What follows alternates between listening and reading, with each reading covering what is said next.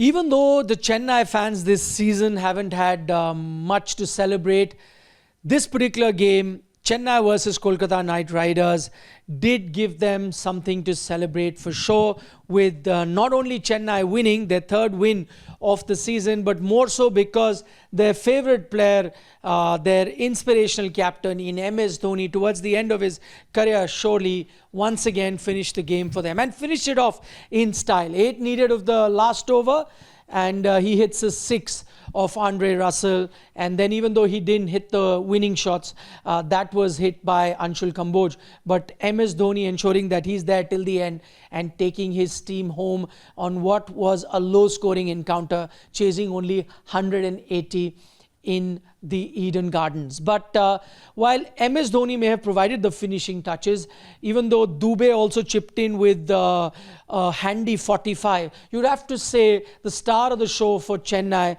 were two young players. One in Urvil Patel, who they've just signed on, was playing his first game for Chennai, and the other in Devil Brevis, the young South African, who also has come in as a substitute. In today's game, 54 Brevis, took 30 runs off one Weber Varora over. That was the highlight. Batting at a phenomenal strike rate of 200 plus. That really helped them be in a good position.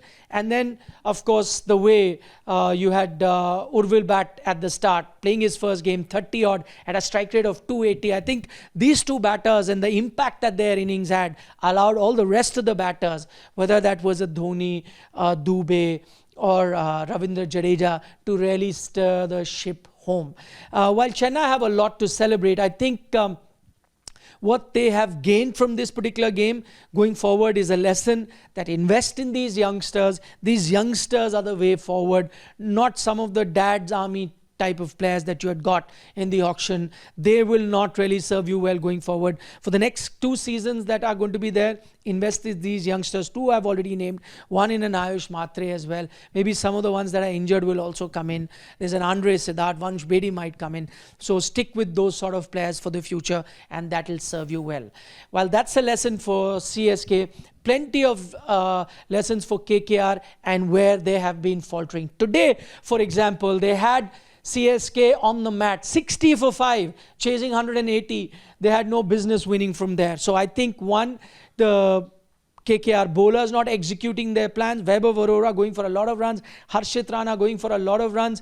You also had Moeen Ali, who was bowled not really at the best of his game.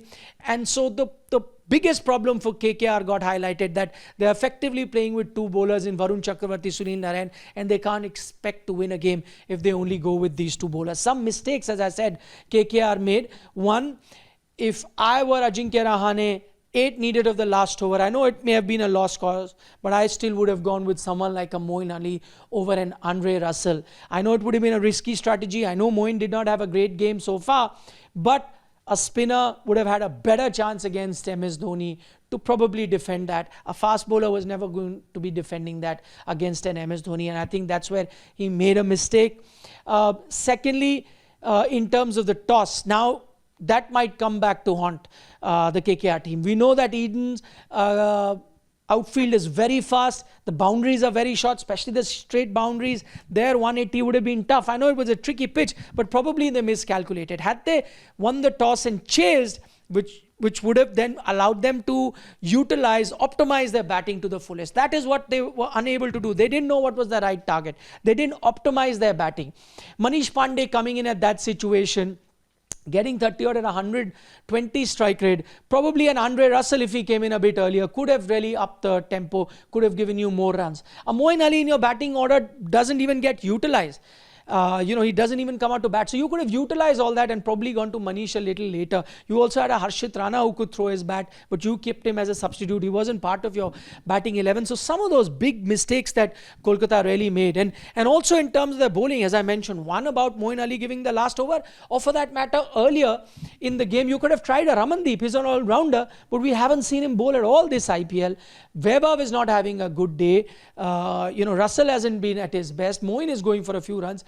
Perfect time to maybe try in the middle of the game, Ramandeep with a few overs or two. Who knows, that could have been a game changer. Despite leaking 30 runs, if you have to go to Vaibhav, I think there is something wrong tactically. And all those mistakes put together have put KKR in a precarious position. Chennai, as you know, already out. KKR now at best can get to 15. That is also if they win their remaining 2 games. One of those games will be a very tricky encounter versus RCB, a team placed higher than them. So it seems highly unlikely. Mathematically, KKR may have a chance, but logically, if you ask me, KKR's season is done and dusted.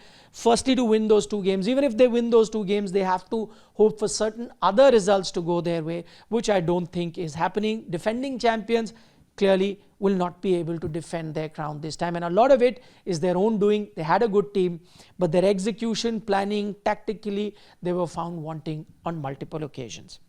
Do give us a like on the video if you're enjoying our content, and as always, don't forget to subscribe to Sports Today.